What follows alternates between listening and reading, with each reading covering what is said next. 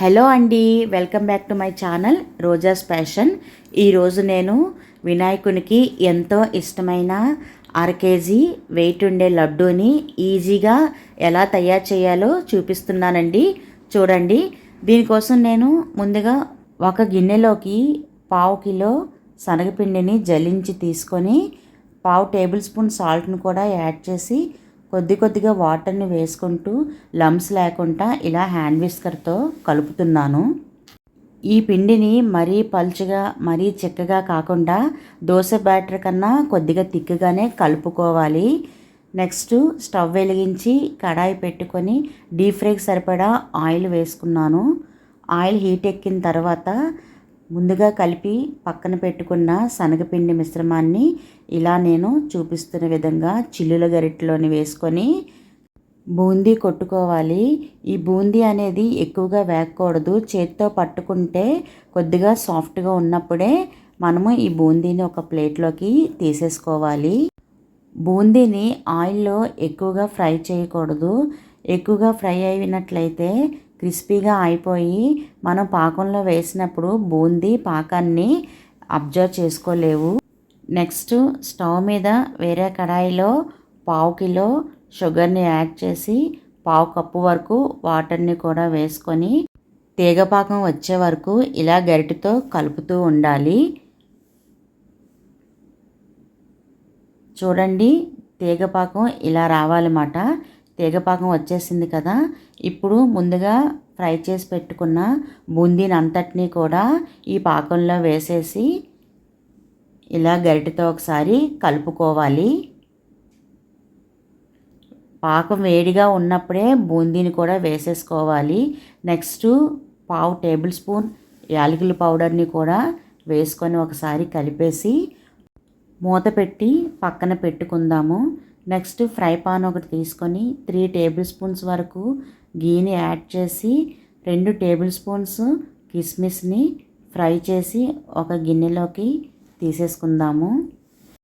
Next అదే fry పాన్లో 50 grams వరకు కాజులను కూడా ఫ్రై చేసేద్దాము.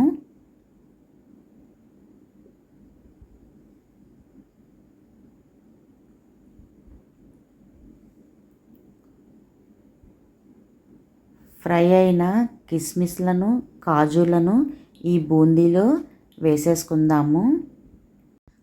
అలానే పచ్చకర్పూరాన్ని చాలా తక్కువ క్వాంటిటీతో తీసుకొని ఇలా పౌడర్లా చేసేసి ఈ బూందీలో వేసుకుంటున్నాను. పచ్చకర్పూరాన్ని ఎక్కువ వేయకూడదు, చాలా తక్కువ తీసుకుంటే బూందీ ఫ్లేవర్ అనేది చాలా బాగుంటుంది. నెక్స్ట్ ఇందులో 2 టేబుల్ స్పూన్స్ గీని కూడా యాడ్ చేసి ఇలా ఈ బూందీని అంతటినీ కూడా ఒక బేషన్లోకి తీసేసుకుంటున్నాను. ఇప్పుడు ఈ బూందీని అంతటినీ కూడా చేతితో నేను చూపిస్తున్న విధంగా నలుపుతూ కలుపుకోవాలి. ఇలా కలపడం వల్ల మనకి లడ్డు అనేది చుట్టుకోవడానికి ఈజీగా ఉంటుంది.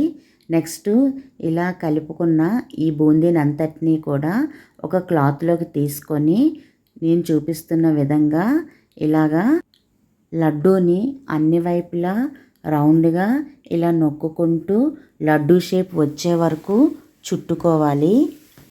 మనం తీసుకున్న బూందీ క్వాంటిటీ బట్టి క్లాత్ను కూడా తీసుకోవాల్సి ఉంటుంది. నేను తీసుకున్న క్వాంటిటీకి ఒక బ్లౌజ్ పీసు సరిపోయింది. నేను బ్లౌజ్ పీస్తోనే ఈ లడ్డూను చుట్టుకుంటున్నాను. ఎంత పెద్ద లడ్డూలైనా సరే ఇలాగా క్లాత్ని యూజ్ చేసి మనం లడ్డూలను చుట్టేసుకోవచ్చండి. చేతితో పెద్ద పెద్ద లడ్డూలను చేయడము కష్టమేనండి. ఇలాగా పెద్ద లడ్డూలను ఎప్పుడైనా చేయాల్సి వచ్చినప్పుడు ఈ విధంగా చేసుకుంటే సరిపోతుంది. ఇప్పుడు చూడండి, ఈ లడ్డు ఎంత అందంగా రౌండ్గా వచ్చిందో. చాలా బాగుంది కదా లడ్డు. ఇప్పుడు దీన్ని ఒక ప్లేట్లోకి తీసుకుంటున్నాను. లంబోదర్ని ప్రసాదము రెడీ అయిపోయింది. ఇప్పుడు మిగిలిన బూందీలను కూడా ఇలా చిన్న చిన్న లడ్డూల్లాగా చుట్టేసుకుంటున్నాను. నేను ఎవ్రీ ఇయర్ కూడా వినాయక చవితికి ఎన్ని ప్రసాదాలు చేసినా కానీ ఇలా ఒక పెద్ద లడ్డూని మాత్రం చేసి గణేశుడికి నైవేద్యంగా సమర్పించుకుంటానండి. ఓం శ్రీం హ్రీం క్లీం గ్లౌం గం గణపతే నమః.